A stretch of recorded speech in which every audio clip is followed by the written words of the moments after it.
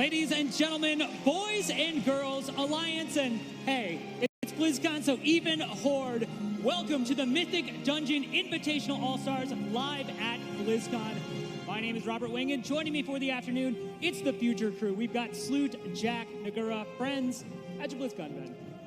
It's been pretty good, and Rob, might I say, your hair looks lovely today. Jack? Absolutely incredible time to be at BlizzCon here and be able to be a part of the Mythic Dungeon Invitational and see, honestly, such 4 legendary teams. Nagura, how are you enjoying this is your first BlizzCon? My first BlizzCon ever, so enjoying it a lot of new things to explore, and a lot of people here as well. Yeah, this is BlizzCon number 5 for me, but I'll say that every year it's always a little bit different. You get to see all these people kind of experiencing it for the first time, friends connecting, coming together, the community really coming together and celebrating all these great games, these great stuff that we do, and never loses its luster, always super exciting. But let's talk a little bit about why we're here now. The Mythic Dungeon Invitational, this is the program now on the tail end of its second year, and this is the first time ever it's been at BlizzCon. We are finally bringing competitive PvE to the BlizzCon stage, and we just tail-ended through our global finals back in June, I believe it was. We crowned a champion, and now we're on a little bit different thing here. Legion is done. You're now to battle for Azeroth, and we're kind of going to get the first taste of what this new expansion is going to be like for the Mythic Dungeon Invitational program. I'm really excited. We're going to have a great showcase of pretty much all of the dungeons today. And I mean, these teams I know have been practicing, some more than others. We'll have a look at that later too, but it's amazing. I'm so stoked to be here for BlizzCon finally. So many people that just love PvP have been talking to me on PvE, excuse me, and PvP. Have been talking to me about how excited they are to finally see something like this represented at BlizzCon. We also see a lot of the history as well, where you're seeing those teams that have been playing together. I mean, look at the 3 Marsy. 4 out of the 5 players that won in 2017 are coming back, and they're competing here on the BlizzCon stage. It's really incredible that those relationships are kind of staying there, you know? Yeah, it's the first time that we have the new BFA dungeons, so we're probably going to see a lot of different strats coming in from the teams. In the global finals, we have been playing the same dungeons for a long time, so most of the strats have been developed already, and they're playing the same ones. But now that we have those new dungeons, we're probably going to see different strats from all the teams, so that's exciting. Yeah, for sure. It's something now where teams kind of, towards the end of Legion, they had these maps down on lock, right? They knew exactly what they were going to do. We saw them execute them, some flawlessly in the global finals, but now this is a whole new ball game altogether. And speaking of new things, the Infested Epic. So, Nagura, this is obviously something completely new to Battle for Azeroth. Why don't you walk us through that? Yeah, so Infested is the 4th affix, so if you do a 10 dungeon or higher, plus 10 or higher, then you get Infested as the default affix for now. So Infested is random mobs in a dungeon getting selected, and they are infested. They have an aura around them that heals the mobs around them, so you want to CC them or drag them out or focus them down. And once you kill them, it spawns 2 Gahoonies, spawn of Gahoon. They will try to reach other mobs and infest those as well, so you need to CC them and kill them. Is that the official term? I was going to say, are we going with that? Let's make sure we have We should. Gahoonies, okay. I think I can get down with Gahoonies. That's a pretty cute title for him in what is, frankly, probably a pretty gross process, I would imagine. So. Yeah, and one important thing I do want to add is you can actually bring 2 infested mobs together, and they're not going to heal each other, so you're going to see teams often kind of save, CC a few packs, get rid of a couple infested on the side, and then bring them all together at the end to try to make things as efficient as possible. Yeah, I'm definitely curious to see how these teams are dealing with that. It's something, we're in the +3 world, which is where I tend to hover.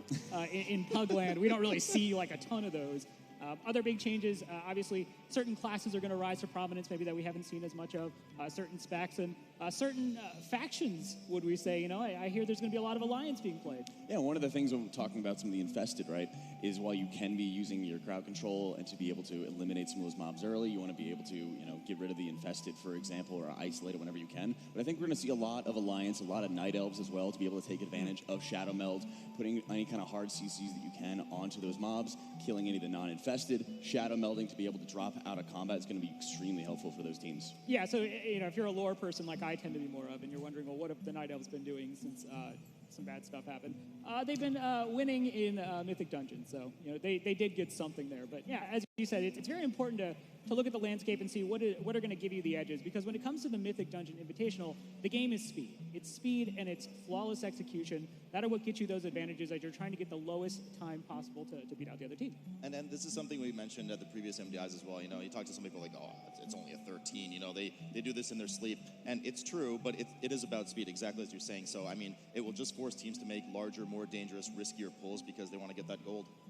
Yeah, for sure. And as we've been talking to the teams, they certainly have kind of come to their own consensus about how they're handling, trying to make sure they get the best speed while leveraging the least possible risks in the most efficient way possible. But before we deep dive on that, let's go ahead and take a look at the maps. Now, map situation a little bit different for the All-Stars event here. There's not going to be a map pool where teams are choosing. We're instead going to take you on a tour of the Battle for Azeroth map. So looking through these, Nagura, are there any maps that specifically stick out with the Affix combo that maybe you personally wouldn't want to deal with? Yeah, I think the most difficult one is definitely Wakecrest Manor in that final map pool. It has very difficult affixes. We have Sanguine and Explosive. And most teams talked to me and said they didn't really practice it that much because they just hope they're going to 2-0 and not even reach that last map because it is just that difficult. You know, I actually managed to catch up with Sierra from exceL's Angels, and, you know, he kind of walked me through what they were doing so we'd have a bit of a heads up. And when I talked to him about Wakecrest Manor, his words officially were, screw it, YOLO. So that's kind of their plan going into that map. Yeah, I love talking to him because the way he communicates it, it's so non-emphatic. It's just very casual. I'm like, okay, screw it, YOLO. I do want to point out here, if you were watching in June and you're saying exceL's Angels, you know, what's that? Maybe haven't been keeping up with the scene. Shell's Angels, now exceL's Angels, and thankfully it rhymes, so that makes it very easy to remember who they are. But I still feel like we probably need like a little jar in here that you put $1 in. Every time you say Shell's Angels. You know, we tried that before, Rob. Yeah, we got in a bit of trouble for that. We did get in a little spot of trouble with the jar, so maybe we'll just back off of that one. But yeah, they are the defending champions. And as you said, all these teams going to have to kind of decide when they look at their map pool for their respective matches how they want to approach it. Are there things they're specifically preparing for? I mean, there's a maximum of 2 series here. Do you really go in on that first one? Do you feel confident in the first one? Maybe focus more on that second map pool. You know, what are we kind of seeing from some of the teams other than exceL's Angels, Jack?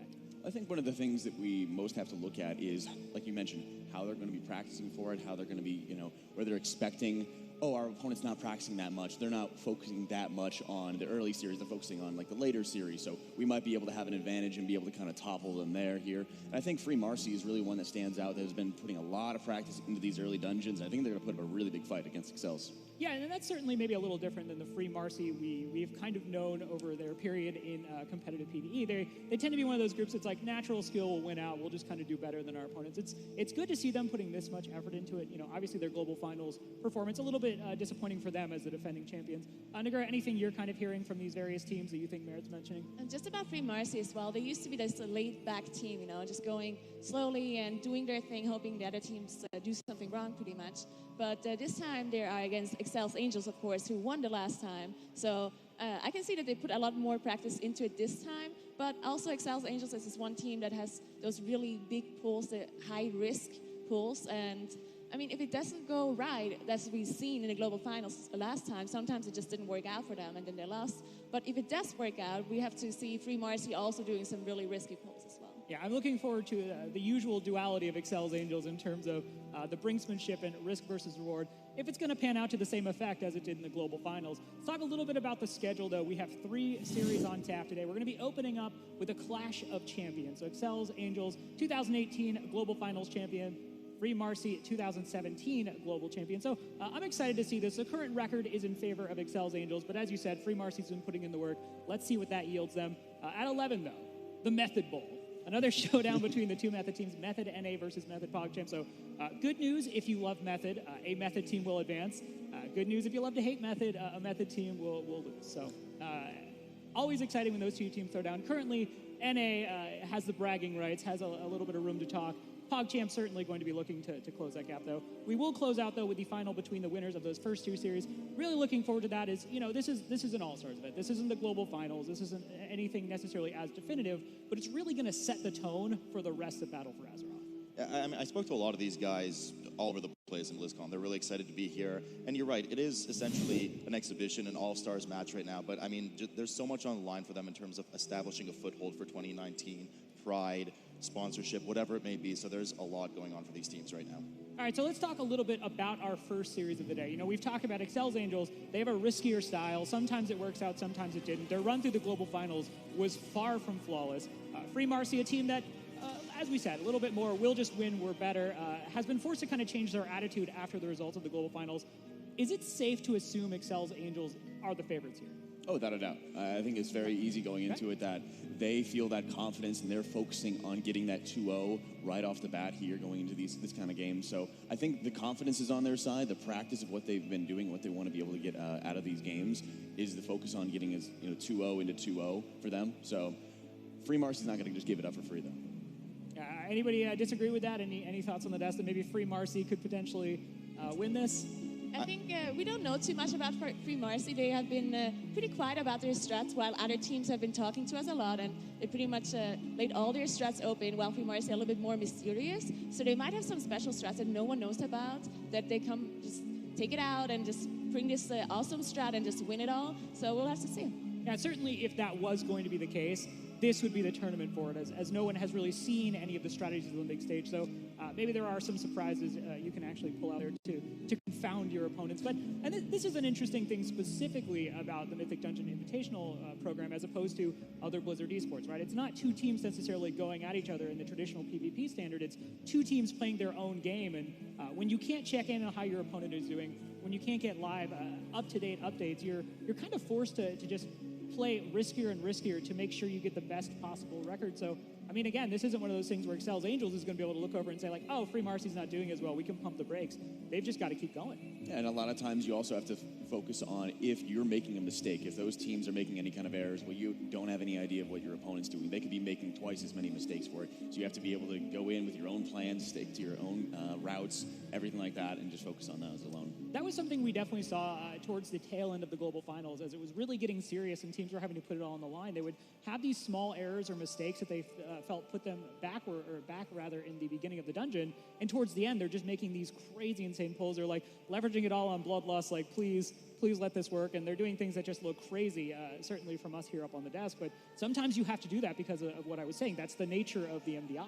Yeah, well, one of the things these teams mentioned a lot of the time is, I had a chance to talk to them about how do you feel about Legion versus BFA dungeons, and what most of them mentioned is the difficulty of the trash and the strats required for the trash. It's not something that can just grab all together sometimes into the boss and just AoE down. There's a lot of strategy and difficulty involved now, so some of those riskier pulls will be even more impressive if they pull it off. Yeah, you see there the crowd. This is a packed house here in Anaheim, California at Blizzcon. Super excited to have this kind of crowd. Let's talk about the map pool, though, for Series number 1. A little bit more of a deep dive into how this is going. Now, they're going to be kicking things off here with the Underrod. And the Underrod is a map that certainly with the right affixes can be difficult, but I'm not seeing anything here that looks too crazy. Guys, correct me, what do you guys are thinking?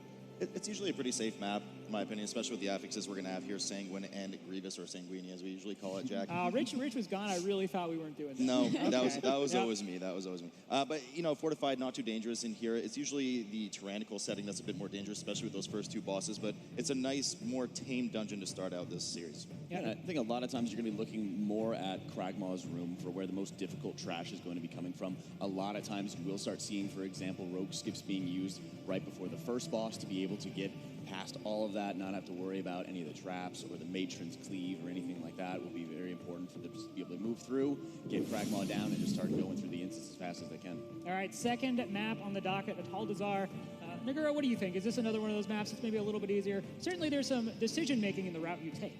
Yeah, so you can choose which boss you go first, pretty much. It's a pretty open dungeon, but the affix is not too difficult either, except maybe teaming. But in all, like the whole dungeon pool that we have here, under the Talasar and Tolagor, there's no affix that prevents them from doing really big pulls. Like there's no bolstering, for example. So we're probably going to see some very cool stuff from those two teams in those dungeons. Yeah, we'll have to see how that goes. Now, if they go to a third map, it's going to be Tol Dagor, and Tol Dagor is probably my favorite map actually in this expansion so far. I love the trash. I love the mechanics. I love that last boss. I'm not a tank, so I really appreciate that. You're a bad person for saying that. No, I'm an Alliance player, so I'm the good guy. You are the 3 Horde players. I saw what you did in Tel Droslo, okay? Tol Dagor it'll be a bit interesting. I mean, there is the bursting affix, so there's a lot of kind of neutral trash, and there are a lot of scary pulls that could get pretty out of hand, and they have to control that just a bit. They can get pretty risky with it too, but some of the bosses are pretty nasty in there, especially tanks on the last boss, as you mentioned. Yeah, taking a look here at the compositions, though, anything standing out to you guys? We're seeing a fair representation of Rogue, which I think we certainly all expected. Oh, without a doubt. I mean, exceL's Angels is really going to be taking advantage of the double sub-Rogue, and a lot of times what I think we're going to be seeing most of is just being able to pull all of the trash that you can into bosses to be able to take advantage of Rogue's abilities to be able to tunnel so much single-target damage into it. I was talking to Sierra before, and when they were talking about their game plan for Underrod, they're claiming, at least, that they're going to be able to kill Kragmaw before his first tantrum even goes out. Which I hate to hear, because let the good boy tantrum. He's had a bad day. Let him tantrum. I'm shocked and or appalled that we're going to be seeing double blood DK here moving into the Wow. first series. We were talking about all the differences from Legion into Battle for Azeroth. Some war never changes, is what we would say to that. Taking a look once again at that crowd. Guys, any final impressions? Sours, my man, I miss you. See there, I'm in the crowd. Obviously was with us for the Global Finals. We want to know what you all think at home. Who will win this? Are you rooting for Europe? Are you rooting for Asia Pacific? Use the hashtag EA or FM. Let us know who you are voting for. Free Marsy supporters, if you're awake at this ungodly hour, we appreciate you. Use that hashtag FM. All right, well, I think we've given these teams a fair amount of time to prepare. Obviously, this is their first time on a stage like this. This is certainly, since we're doing it for the first time, it has to be their first time. And certainly, I wonder, some of these guys have shown nerves, even in smaller venues, smaller locations. So I'm curious to see in front of this crowd that's out here cheering for them. Will that be a factor, guys? Are we expecting any kind of nerves to play into this? I think it's always going to be a safe assumption that you're going to be having any of those kind of coming into it. But I think the most that you're going to see, or the biggest focus, is probably going to be that first game there. And one of the nicest things for at least this team is it's under rod. It's pretty straightforward instance to it, and that's why you want to start seeing those teams practicing maybe as much as they can to make sure that they get it into just raw muscle memory every single time. Because once you start getting into that flow and you have the focus on the game, everything else just kind of clears out. Yeah, for sure. You have to make sure you're kind of calming down, you're settling those nerves, and you're playing your game. That's the thing you really need to be focusing on there for both of these teams. And this is what's so exciting about a young program like MDI. These are young guys who are coming in, and they're doing it for the first time in a venue of this size, in front of a crowd of this size. So to your point, hopefully after that first map, they kind of shake off the jitters, whatever are there, and really focus in on making sure they close out this series in advance. Yeah, and especially because a lot of times a third game that we have, Toll de Gore, King's Rest, Wakecrest Manor, have a lot more of the difficult affixes that we're going to be seeing in the dungeons there. So I think a lot of the teams don't really want it to be going in that game 3. Some of those are just mean. Yeah. Yeah. Well, I mean, I would point out that is kind of the point here. We're not just doing like regular quests out there leveling up. We're supposed to be doing hard stuff here, guys. That's why I'm in the desk, as a host and not an analyst here. I'm doing the easy, like turning in quest style stuff over here. I can always count on you for that, and the +3s if I don't even need to carry from you. Yeah, hey, if you ever need a +3, I know a mean Night Elf Marksman Chimp Hunter that's why I'm running +3s, man. That's why I'm running +3s, okay? And I'll switch over to Beast Mastery and immediately knock out 17s, but for now it's 3s. It's so great seeing these guys just hanging around the desk. You could see that they have some of the nerves. Remember, we did see a lot of these guys, actually, most of these guys in Ohio, in Columbus for the global final, and they're certainly at a more comfortable feel to them. So it's going to be really great to see how they settle in after this first game, like Jack said. It'll be very interesting as well with Free Marcy's side, where they're actually having Zerace back on the team. They did not have him available at the global LAN, so he's very happy to be able to be back with them. 4 of the 5 players who won in 2017, so they have so much experience playing with each other. They're so used to being next to each other and beside each other on that stage, though. I think it should be quite good. Yeah, really looking forward to seeing what's in store. But guys, no more time wasted. Let's hop into it. It is exceL's Angels versus Free Marsy at the Blizzcon. Blizzard. Thanks, Rob, for that. Guys, welcome to BlizzCon 2018 MDI. Happy to be here with my friend Jack. Jack, good to see you. We're going to see here what the over-under rod is for the teams right out the gate, mass stealthing straight to that first boss. Really common strat that we see in this dungeon, Jack. Yep, always important to make sure you're getting that sap off onto one of the patrols there so we're able to quickly get past them. Really want to see just the Bloodlust coming up almost immediately there as they're engaging with Elder Liaxa here. Pretty straightforward boss here. Yeah, so there's a Blood Bolt that's constantly cast on the tank. You want to make sure you interrupt it as frequently as possible. It does quite a bit of damage. We see the Bloodlust come up for both teams right away on each side. Now, she will spawn a Blood Mirror at some point, so you have double of those Blood Bolts to deal with, making sure the tank doesn't take too heavy damage. So you're going to have to well coordinate the interrupts between your team. Yeah, and you're seeing here, just doing an excellent job. Both teams getting them very, very low, because like we said, we are on that fortified affix, so just as Bloodlust is going to be falling off here, both teams are just annihilating the Liaxa. Free Marsy getting it a little bit faster, but both teams actually just neck and neck right now. I mean, they just melted. They go right down the ramp here. Now, we have a couple of ways to go here. We can either go in front with the Maggot and, of course, the Ticks, which do a ton of tank damage and explode on the group for quite a lot of damage. I know because our groups, when we run Jack, frequently die because you won't heal us. But they do a massive pull here. Free Marsy on the right-hand side, and and just AoE everything down. There's a lot of casts going on here, a lot of dangerous things. You got to make sure you interrupt those lashers. If you do not have Disease Dispel, you will have somebody get stunned until they're healed through. Thankfully, both Priest and Monk healers do have that Disease Dispel available to both of them, but not to be outdone. exceL's Angels doing the same sort of strategy available to them. Brath dropping extremely low here, but he's got tons of runic power to be able to get himself topped off, just making sure he's able to kite away and able to drop his stacks there as they're going into it. But fantastic interrupts here, and it's always nice to be able to lean on that extra Disease Dispel in case one is able to go through. Now, Jack, something we have to mention, and there's kind of some MVP affixes that we've seen from Legion moving into BFA, and Grievous is one of them. Those stacks are much harder to heal up as a tank. You can see Brath has been sitting in that 5 stack for the entirety of this pull. Yeah, you were seeing him actually getting clipped by the breath there. Very good for him to just be able to get out as rapidly as possible, and that's also what has to happen when you're playing with Disc.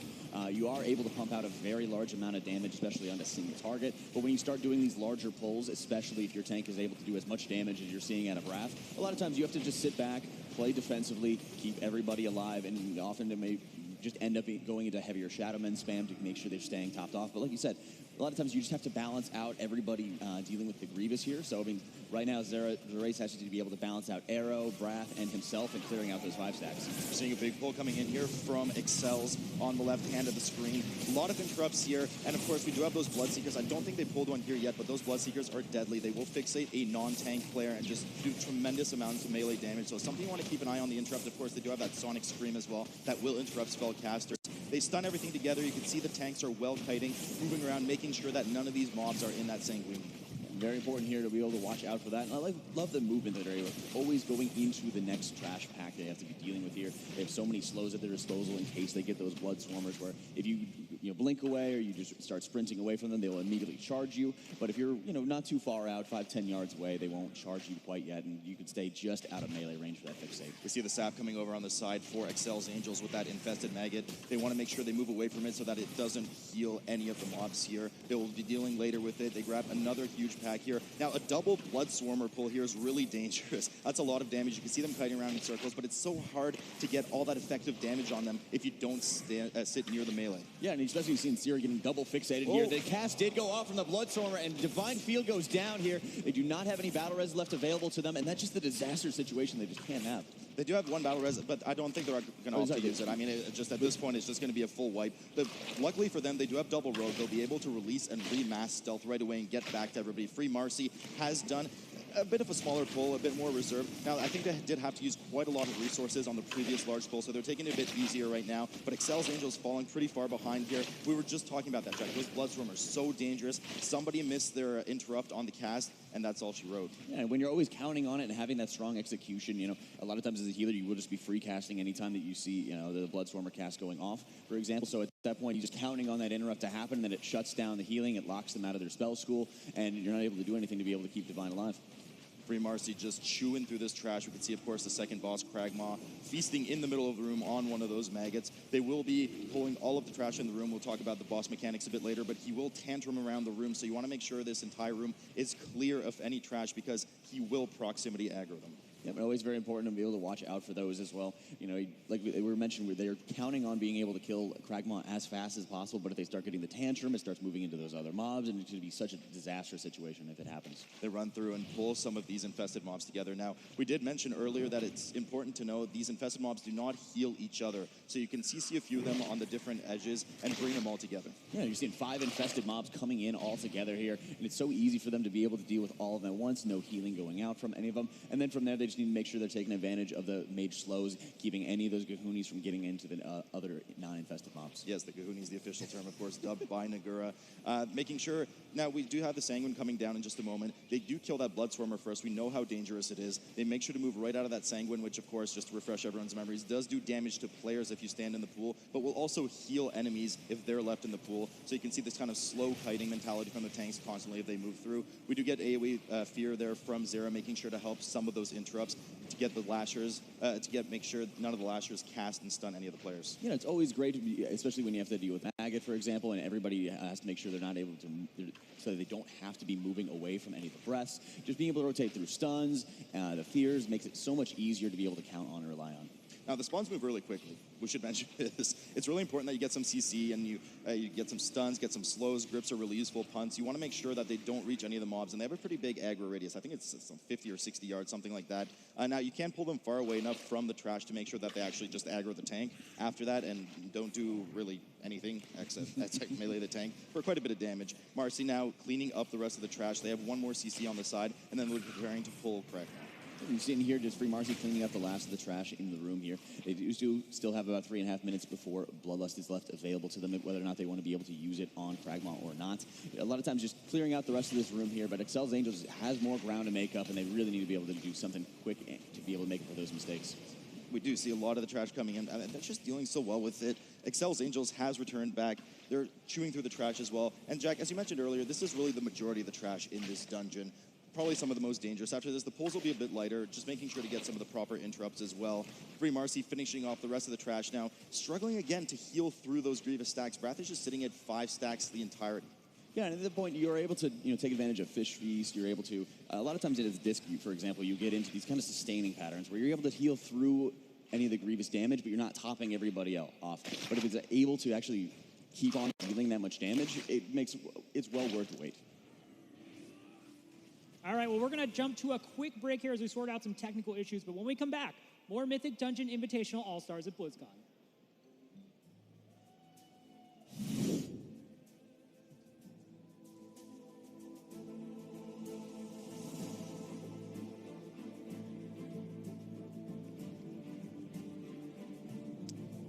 Gotcha.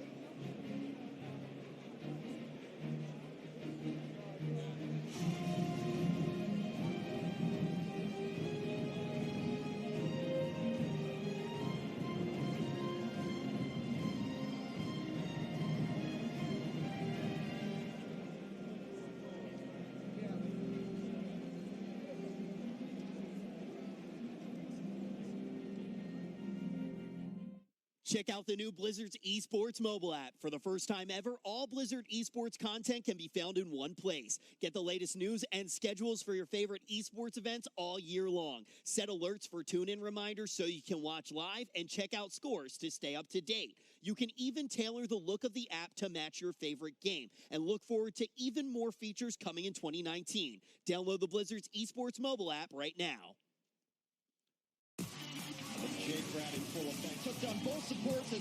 In the Overwatch League, you're hyping up the chat, taking your team to hashtag trending, and spreading memes at tracer-level speed. All while watching us cap the point. Speed like that deserves a network that can keep up. With T-Mobile, get all the Overwatch League you can handle with coast-to-coast coverage. Now your arena is where you make it.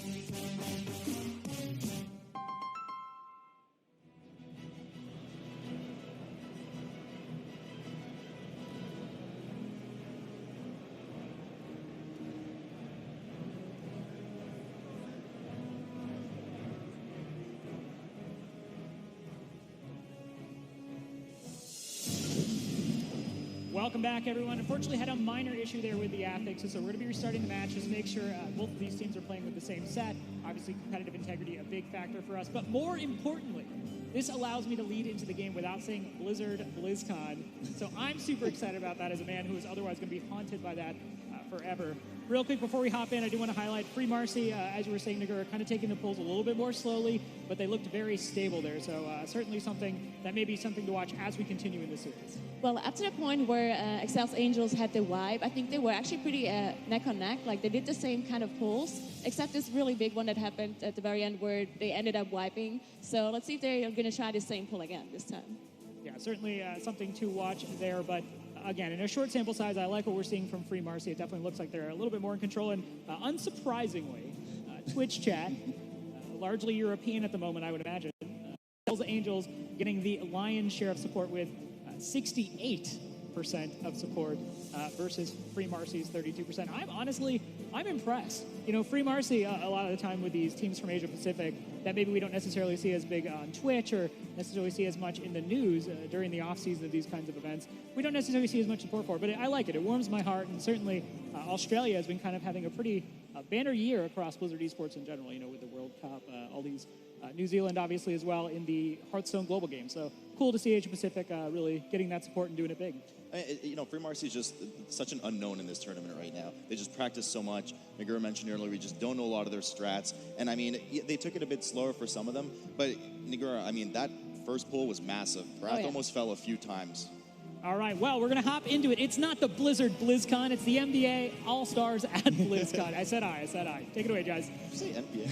No. Jack, good to see you here again. We have been debated, but we are starting one more time in the underrod between exceL's Angels and Free Marsy. Thankfully, not too long have we waited here. We're very excited to be able to get into this and see what, with all the correct affixes that we're going to be having here, going into it and seeing what both these teams are going to have to offer.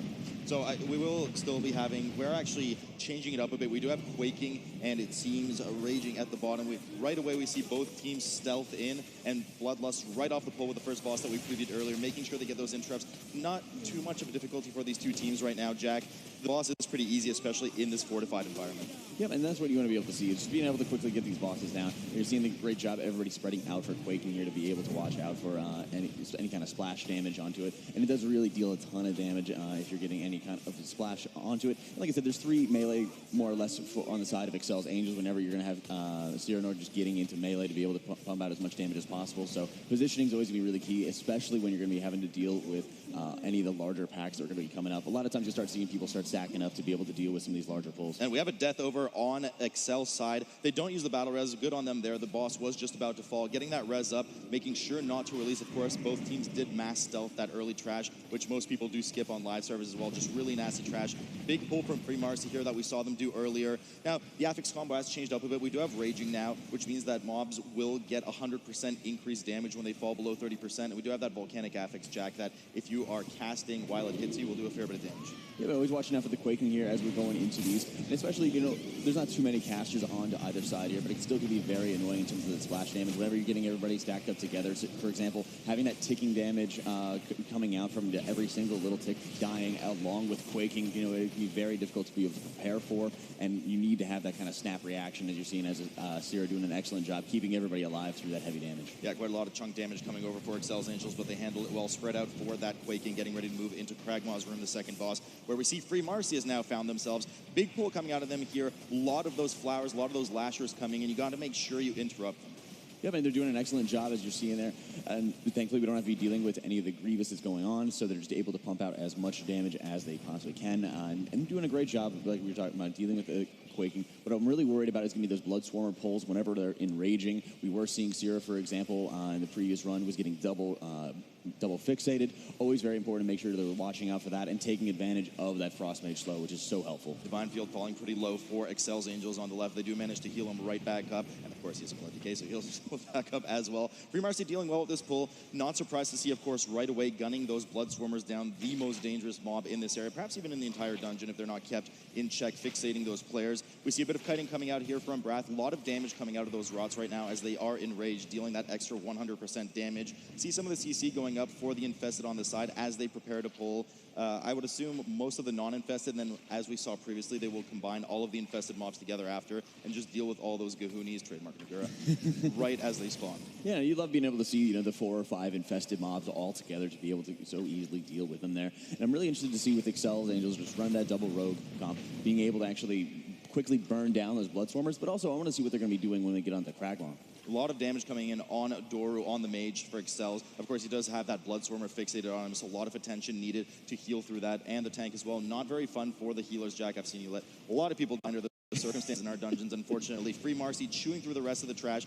The living rots go down. They're getting ready to pull a lot of those infested. We'd see them both left and right of Kragmaw, who's in the middle of the room. They've been doing a great job here as they're getting all of those infested CCs out, being able to have those larger pulls. Divine dropping very low as they are just trying to kite out any of these raging mobs here. And even like the living rots, which are usually not too dangerous. When you have the infested go off, when you have the rage going off, there's so much damage going out on the Zera there. He's so low. He's trying to get away from that fixate there, getting a shield out and just getting everybody kind of slowly topped off there. But it was really a precarious position they had. That was scary. I mean, they're caught in the frontal from that maggot there. You got to make sure you stun it, disoriented, or you kind of move together as a group to bait the direction that it shoots out in combination with some of the quaking and just the damage going out from the Blood Swarmer. Almost cost Zera's life, but managed to stabilize. They're killing all the mobs as evenly as they can. It's really helpful to do so that you make sure you have only one round of AoE stun or CC on the Gahoonies that spawn so that you can control them as well as possible before they run off to someone else. Oh, there's one sneaking on the side. Make sure to grip it right back in, right into the AoE, and of course that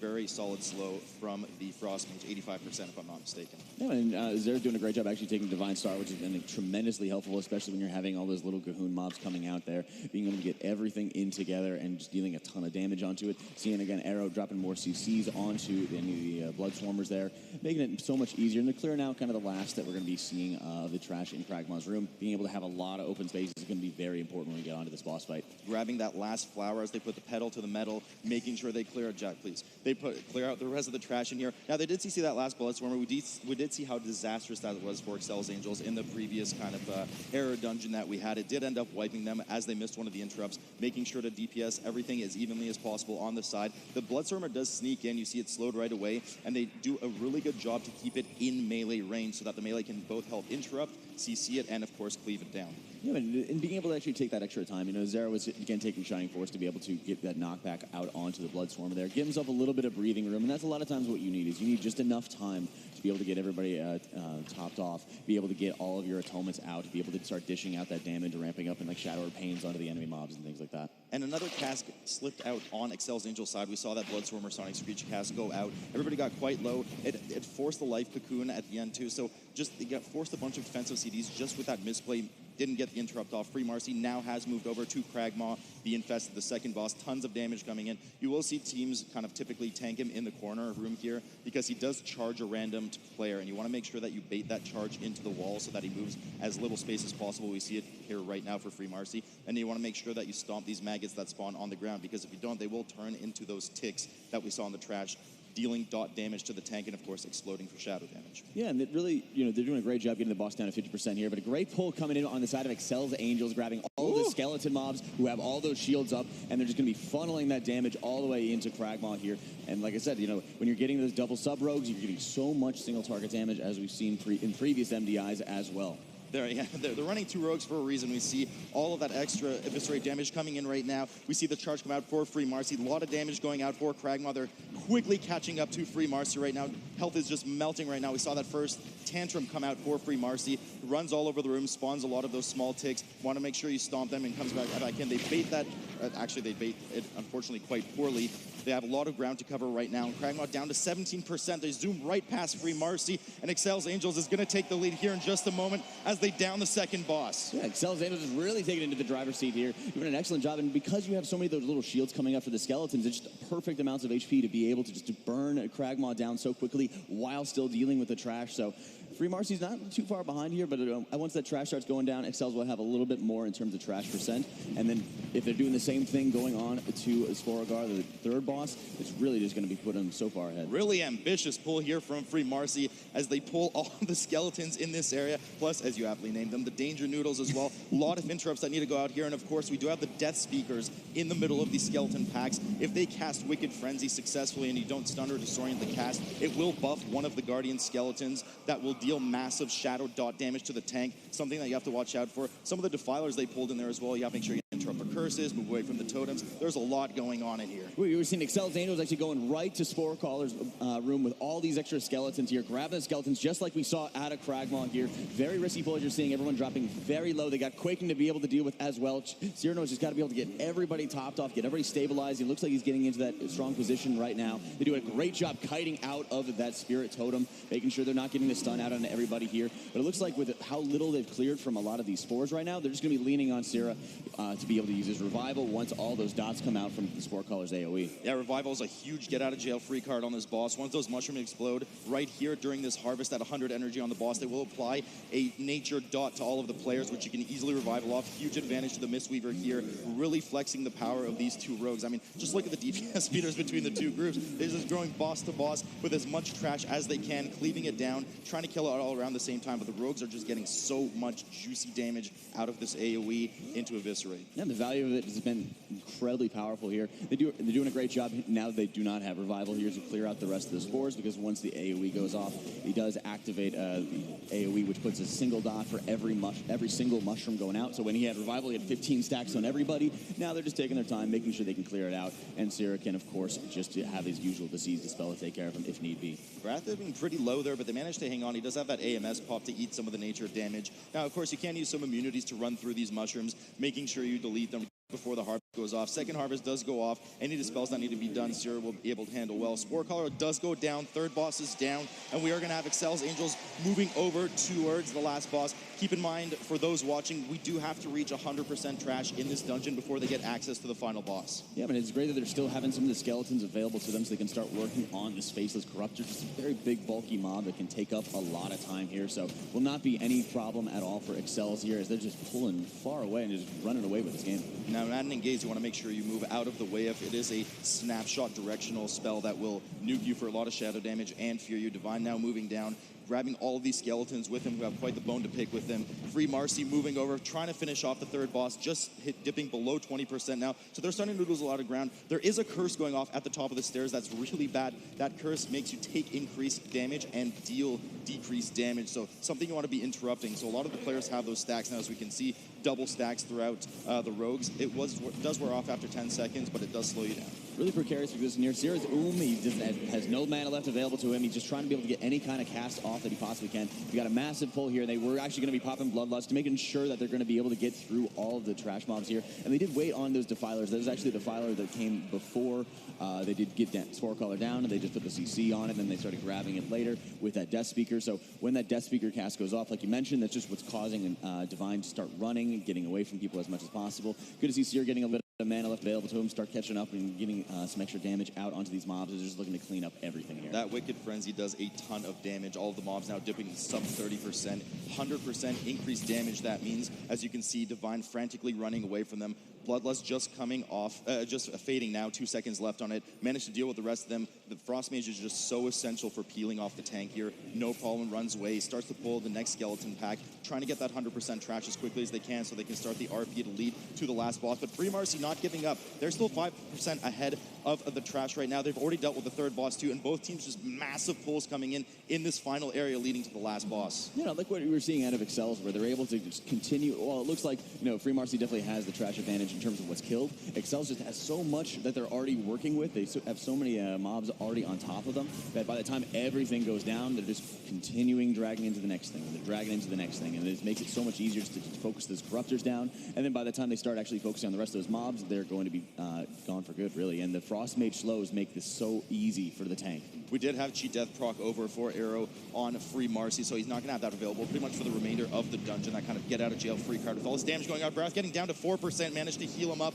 and Arrow getting down really low for exceL's on the left. Managed to heal everybody. Still have 2 battle reses on each side as the tanks are just frantically running around. One of the danger noodles has popped up. You want to make sure you get chain interrupts on them. All of the trash is going down. Free Marsy should have just enough here to get 100%, and they'll be heading over to the last boss. Yeah, I love what we're seeing here with exceL's. They're actually just slow walking throughout the entire instance, dragging all of these skeletons along with them, and then just single target tunneling whatever is available to them. They do have to watch out for this infested mobs. You're seeing, Divine doing a great job actually just bring a little detour of grabbing all of those mobs around that noodle. Then they have to make sure they do a really good job taking care of these kahunis, and then they're able to move on to those double faceless corruptors that both are engaging at the same time here. A really clever play by exceL's Angels. They actually perfectly kited those mobs near the danger noodle that was infested to make sure that the rogues can get that extra single target damage and focus that infested mob down as quickly as possible. Free Marsy now moved over to the last of the mandatory mobs. You need to kill these 2 corruptors prior to getting access to the final boss's room. We already see exceL's Angels have done the same pull, and both teams are neck and neck right now. Once they get the rest of this trash down, it's going downstairs, and it's going to be the final boss. Yeah, it's really cool to be able to see this as going on. And what I think one of the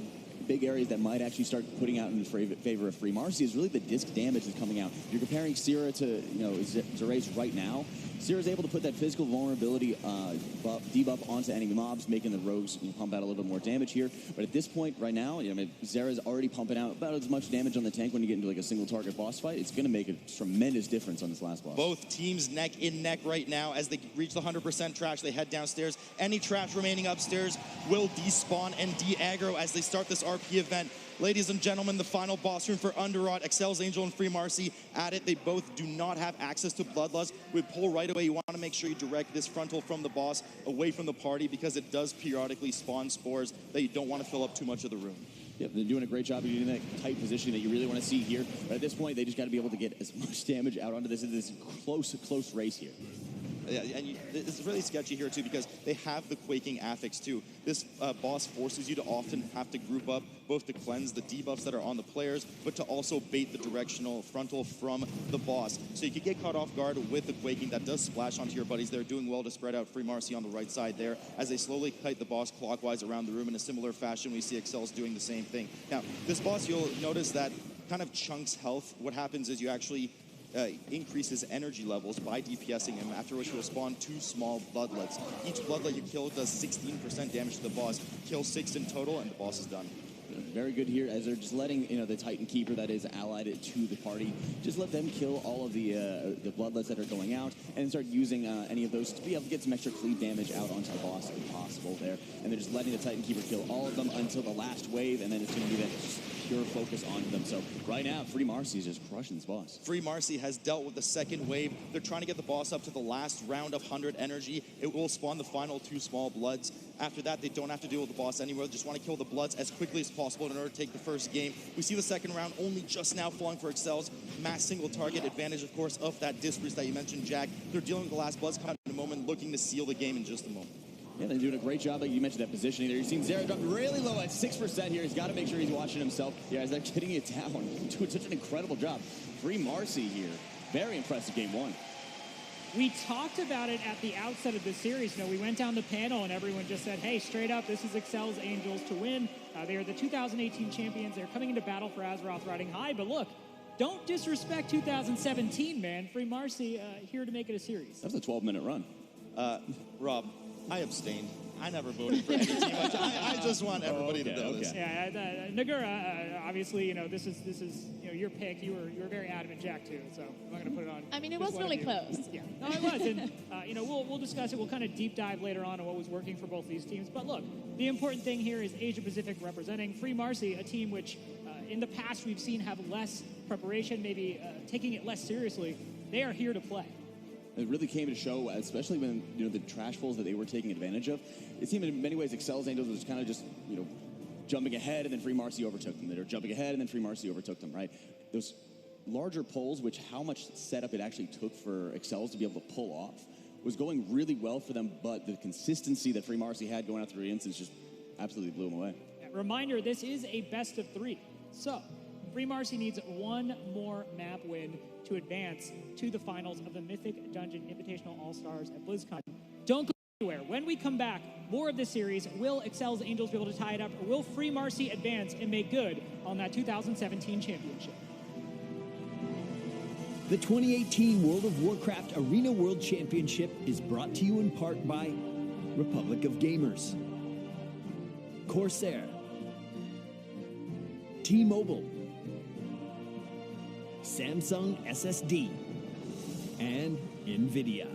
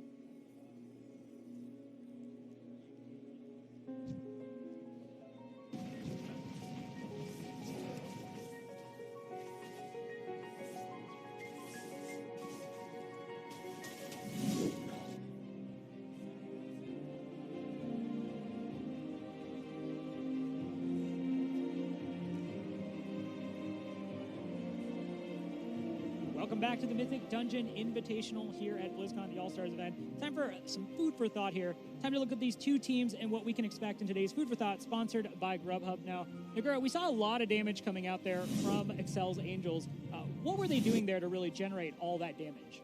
I think the main strat behind their comp was their double rogue, right? They played 2 sub-rogues, their strat revolves around pulling a lot of mobs into the boss to get a lot of single target damage. But as Jack mentioned earlier, it also requires a lot of setup. Like, you need to CC the infested, you need to make sure that you only pull mobs into the boss that are actually manageable. So you need to play around this strat, and it ended up not giving them that much time advantage as they thought it would be. As we saw on Free Marsy's side, they also have one rogue. He actually plays Assassination and not sub, and they ended up just making up so much time by having those bigger trash pulls and not needing to set up this whole pulling trash into the boss. Yeah, we certainly saw for the first three bosses, or rather the second and third boss, there was a lot of damage coming out from this strategy from exceL's Angels. What kind of went wrong there in the fourth boss to make that strategy maybe less effective? I think a lot of it was the movement as well. You know, they took a lot of time to set up for these pulls, but it was also they ended up slow walking from Spore Caller all the way to the last boss, Unbound Corruption,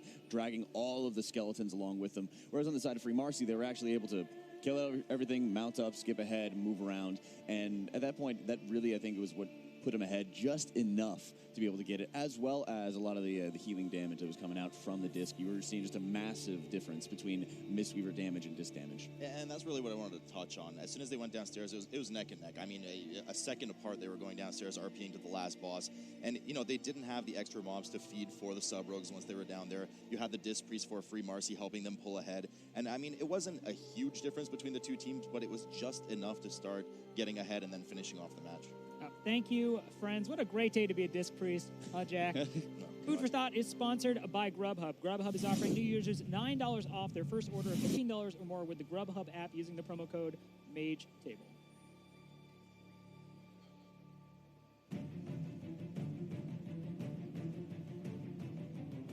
Today's broadcast is sponsored by Grubhub. New users can download and install the Grubhub app to receive $9 off your first order of $15 or more using the promo code MAGETABLE.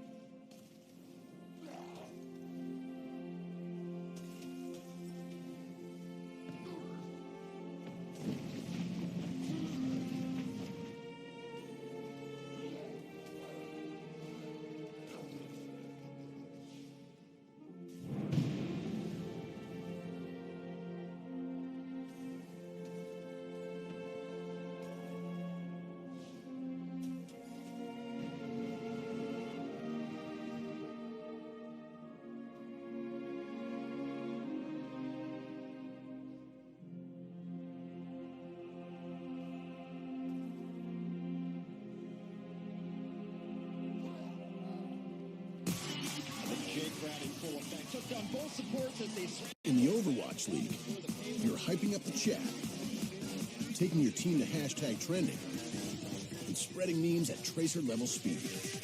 All while watching us cap the point. Speed like that deserves a network that can keep up. With T-Mobile, get all the Overwatch League you can handle with coast-to-coast coverage. Now your arena is where you make it.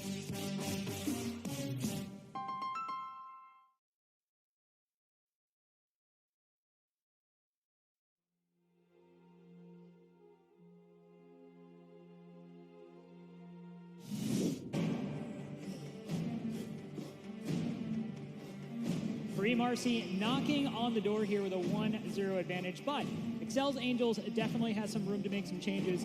Obviously, in between matches, teams are able to switch up specs, but they can also take it a little bit further. They can switch one character, so maybe double rogue isn't something they're necessarily feeling great about. Maybe they want to make some changes. What are you guys looking to see here from exceL's Angels and how they take these changes? Nagura? They could swap, so I think they also practice Demon Hunter, so they could swap one rogue for a Demon Hunter, so pretty much have the same composition as Free Marsy has.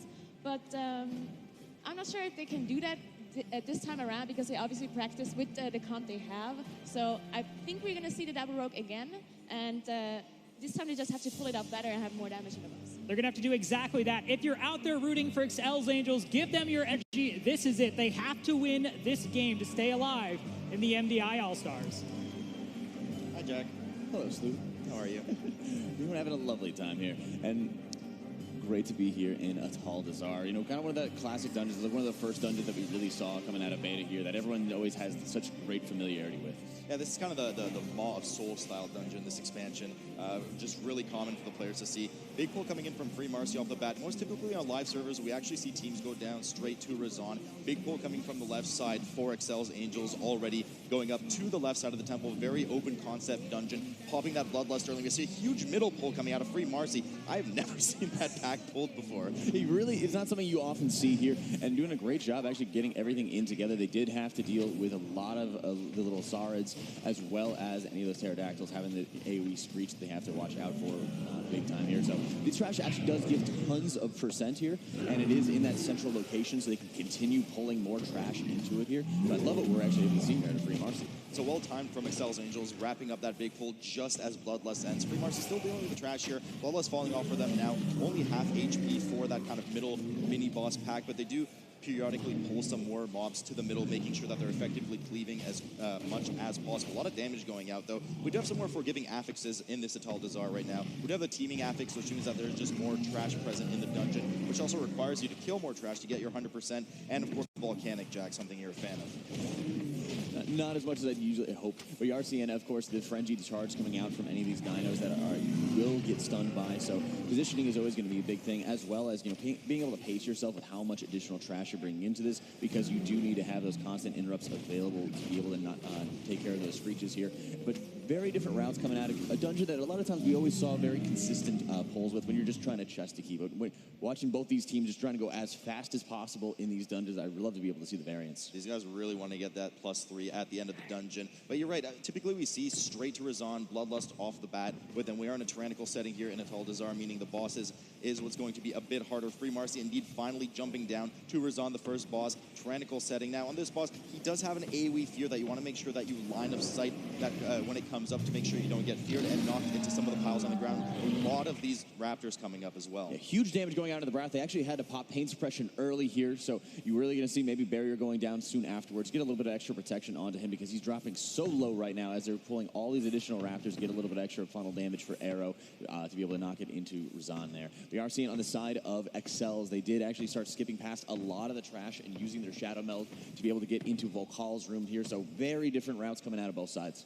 Yeah, so Volkal pulled first for exceL's on the left. Free Marsy still dealing here with Razan, only down to 57% now. Now, after that AoE fear coming out of Razan, he will fixate one of the players. Sometimes it can be Tech has unfortunately seen a few times, and if he catches you, he will eat you, periodically stun you and do a tremendous amount of damage. So you want to make sure you kite him away and then bring him back to his prior position so that you're in position for line of sight for the fear. Volkal, on the other hand, has a two-phase system. The first phase, you want to make sure that you kill all of the 3 totems in that equilateral. Oh, Jack, we can talk about triangles again. I love triangles. And that equilateral triangle on the edges, making sure you kill them all within the 5-second cast when they die. Then you get access to Volkal, not getting healed by those totems anymore, and you want to burn him down and slowly fill the room as much as possible as you're seeing them move very slowly, because those spawns on the ground, the goop on the ground does despawn after a minute, but if you move too quickly, you're going to be backpedaling right back into it. Yep, and they're doing a great job being able to trace up that equilateral triangle once again, and then just slow walking like we've seen previously, slow walking their way through Volkal's room. And you are seeing, for example, it does look like they're holding on to Bloodlust here, probably for another really big pull after this, whereas the side of Free Marsy is just finishing off Razan and being able to start moving on. And interested to see which boss they're going to be going on to next. I think it might have used Bloodlust at the beginning there, so it could just be an error on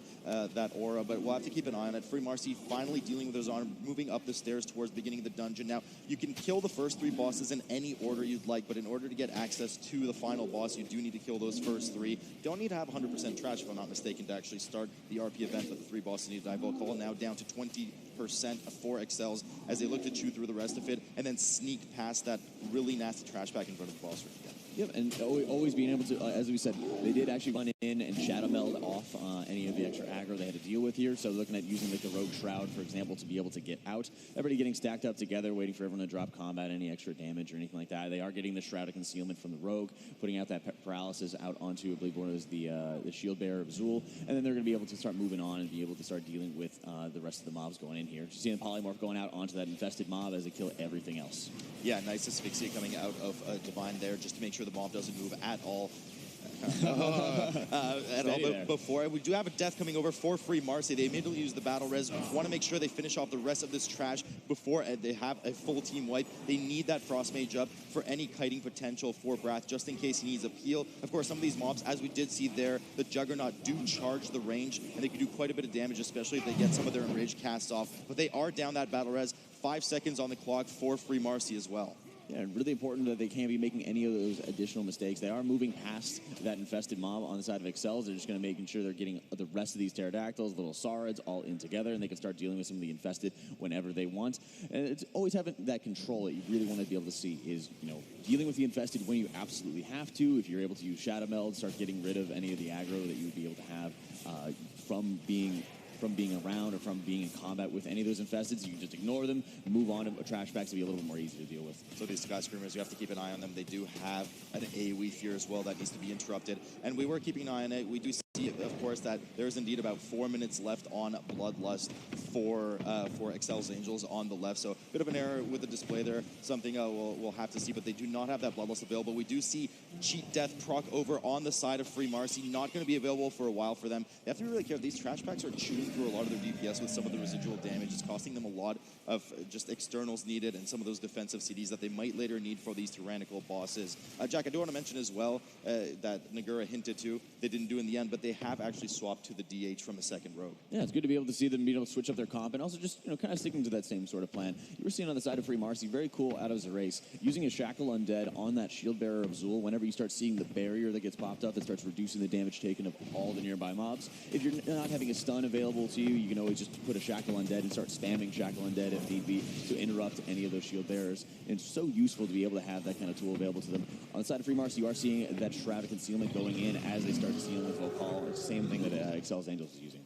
Yeah, so we'll have to see exactly how they deal with the trash on the way out. Oftentimes the tank will just pull it to the side and kind of do a death skip. Or, they could use a 10-minute invis potion that is a bit costly for the rest of the dungeon. Razarn now down to 53% for exceL's on the left. As they're pulling Raptors on purpose to kind of feed some of that extra single target damage into the boss. They do kite him back into the corner, getting ready for the next AoE fear that you want to kite. The bleed does go up on Divine, makes you take increased physical damage and apply a pretty nasty dot. So the healer definitely has to keep an eye on the tank at that point. Yeah, doing a great job being able to watch out for it, but I would like to start seeing a little bit more damage out of Zera here. You're comparing, Zerace to Zera's damage, especially if you're using the inspect function, you'll also be able just to notice that, Zerace, even though any of those damage functions, any of those damage Azerite traits are not increasing your atonement healing at all, it's just that huge damage boost that you're going to be able to get, and that was really one of the big factors helping free Marsy pull ahead in such a close underrod game that we just saw. Yeah, both teams are actually, it's hard to tell, of course, just sitting here keeping an eye from the audience right now, but they're actually quite close together, these two teams. As soon as the second boss dies here, they'll both be heading over to that kind of left wing as you enter the dungeon, getting ready to deal with the third boss, and we know that there's a massive trash pull in that room that will pretty much make up most of the remainder, if not all of the remainder of the trash percentage required. Yeah, I don't think we've seen the middle pull yet out of exceL's, so that might also be while they're waiting for some of the RP to move on to Yasma's room, because that can be kind of tedious and take quite a bit of time. Maybe they'll start looking at trying to handle it from there. But so you're seeing, there's many areas where they can start catching up on trash. Razan just now going down, absolutely dynamite pull from them. They move up the stairs, getting ready to pull some of the small swords. Actually, I think, they do still have this pack here. There's one of them that's infested right now, but they have such low health and they jump around so frequently that there are some trash packs that it is fairly safe to pull together and just cleave it down, focus the infested, make sure the Gahoonies are stunned and CC'd as soon as they spawn out, and then just AoE the rest of the pack down. I'm doing a great job, like you said, having that kind of control over some of the small Gahoonies coming out here. Volcall going down on the side of free Marsy here. You're just going to start watching as they're getting away. And I think you're actually seeing, instead of the the death skip or anything like that on the side of the tank. You're just having air pull everything away, pop his invis, and then you're able to take care of that, no problem here. So nice way to be able to get around it without incurring any kind of extra deaths. Yeah, so the DH, the Demon Hunter on both sides, of course, very useful for that AoE stun as soon as the Gahunis pop, probably one of the considerations that they had when they swapped from the second row to the DH in this dungeon. A lot of infested that you really can't get by too sneakily like you could in Underrod. We do see exceL's heading to the middle pull that we first saw. What is with everyone doing this pull these days? We usually don't do this on live. Most people avoid it. It is just a nasty pull. A lot of health takes a while, but it does give you a ton of percent. Yeah, that's what they really need right now, especially in that teaming format. They need to be able to get as much percent as possible, and also just be able to continue pulling a lot of extra trash in. So you'll see a lot of times you'll have these little smaller pulls that kind of keep you from going as fast as you want as part of going through this room. So, for example, once they get the rest of these little guys down, they're able to CC one of the SAR that they're right next to, pull the rest of the non-infested, start AoEing those down. And you start slowly kind of adding on to the pull and getting a ton of trash percentage out of it. So you see the sap coming up on the infested from Free Marsy as they head through the middle of the room where they prior killed this pack, heading towards the third boss's room right now. If they're on the same dungeon, they could wave hi to each other as they're just basically passing each other's point right now. exceL's looking to finish off that same pull and then work towards the tunnel in the back that you see on the left there, whilst Free Marsy already heading in that direction, pulls the entire hallway together, making sure to interrupt the AoE fear on those pterodactyls. Yeah, just terrific coming out of here by Free Marsy here, really showing very clean route and having a great deal of difference coming out from rather than exceL's Angels, which has been kind of falling behind just a little bit here and there, and they really need to be able to have something very aggressive, and hopefully we're able to see something very aggressive as they're going on to the Priestess's room. Yeah, I mean, once again, just neck and neck here for Marsy, just slightly ahead as they wait for the fire to despawn as they safely move up the stairs. Definitely don't want to get hit by that. Jack, you're excellent at usually displaying those on live servers. They do move up. It's really going to kind of come down to this, and of course, a lot of the single target on the last boss, but this pull coming up is crucial. It is a massive pull coming up in the third boss's room. Teams often pull it with the boss if possible as well.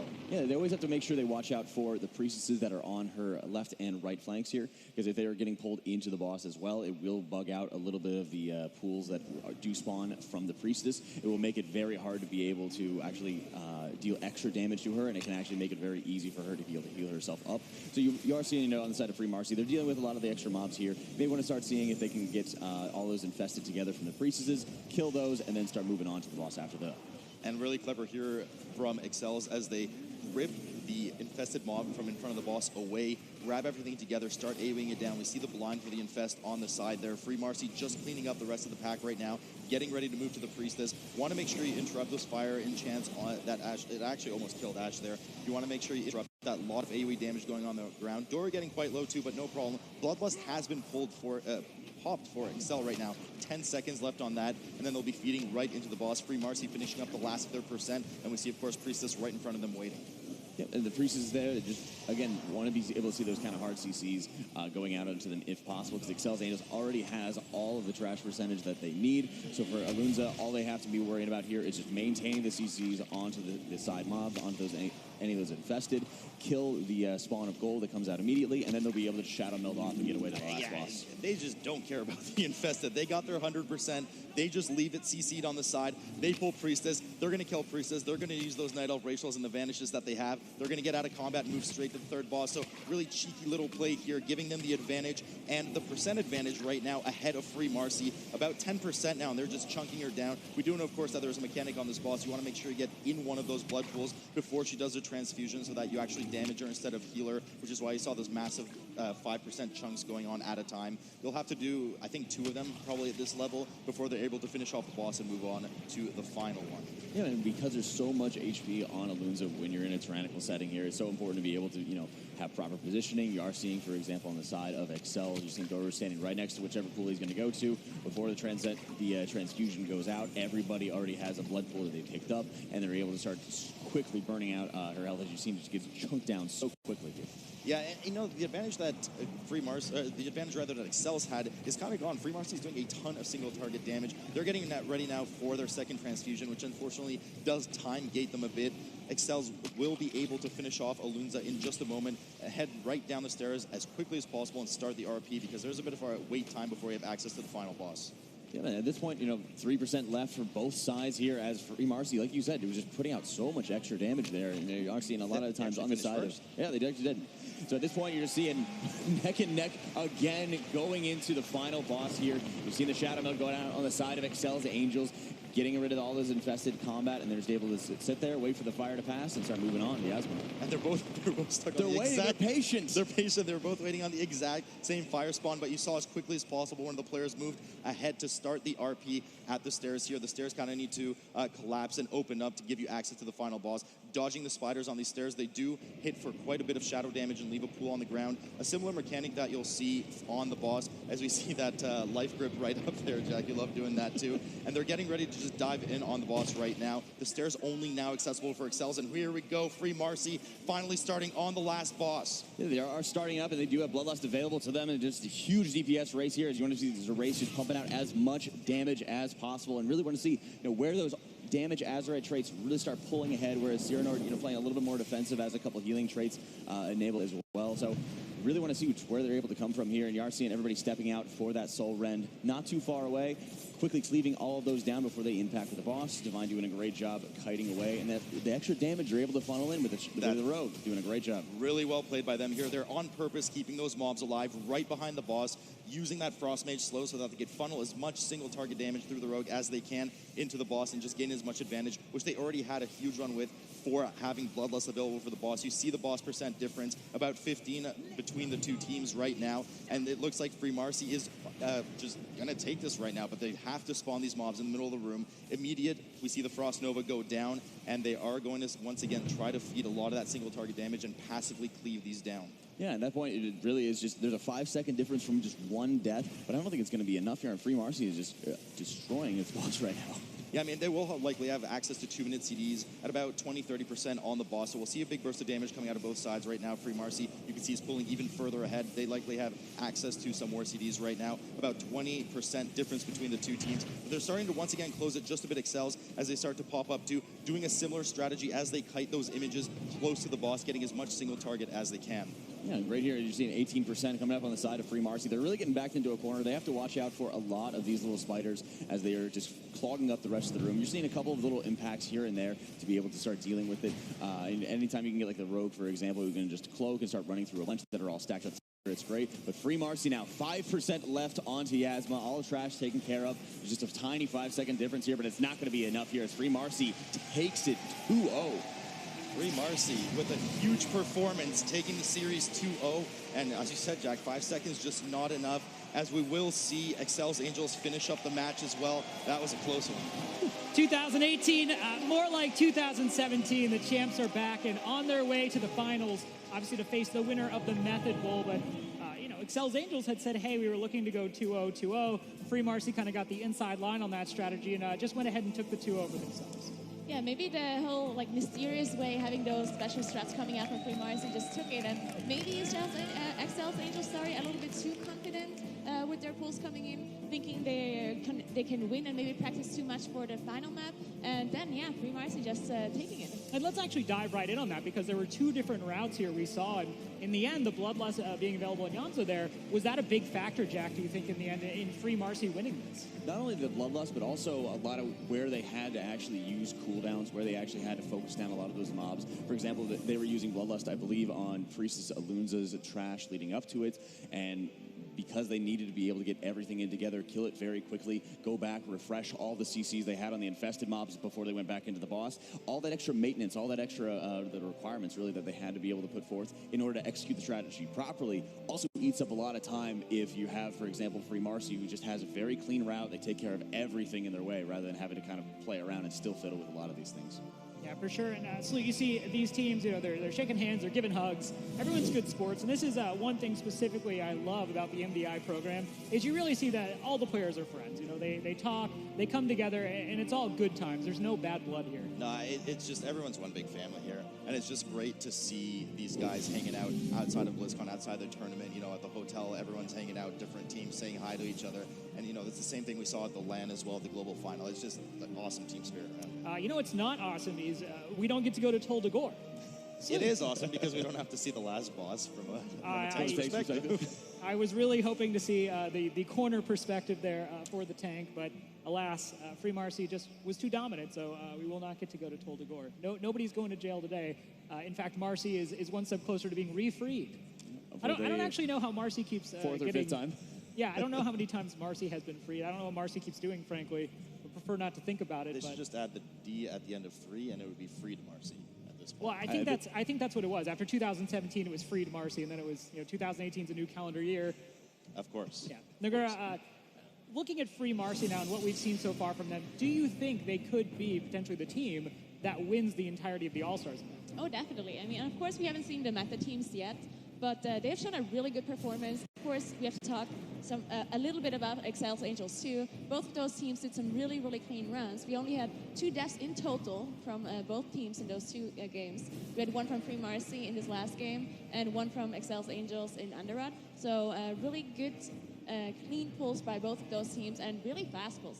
So they definitely know what they're doing. Yeah, it is interesting going from the end of Legion to the beginning of Battle for Azeroth, because towards the end of Legion, it really just felt like teams were pulling the entire dungeon essentially in one pull. But clearly, there's a little bit more respect being paid to the dungeons at the beginning of Battle for Azeroth. So we'll have to see, if Method, both teams kind of have that same approach, or if it's going to be a little bit more slow and steady, kind of wins the race. Yeah, the best part is we're also seeing just a better variety of dungeons coming out of it. So the next series coming up is going to be completely different dungeons. We're going to have a little bit of a different experience for it.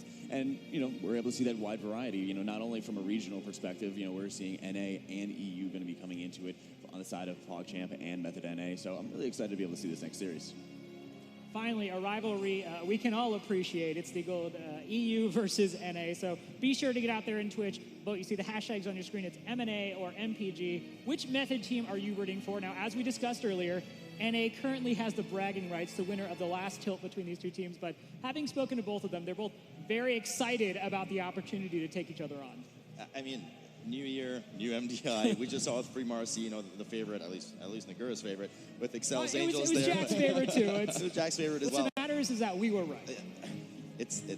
The lack of hair doesn't slow us down, yeah. But it's new year, new strats, new dungeons. So, any advantage that existed in the 2017 era, that's out the window at this point.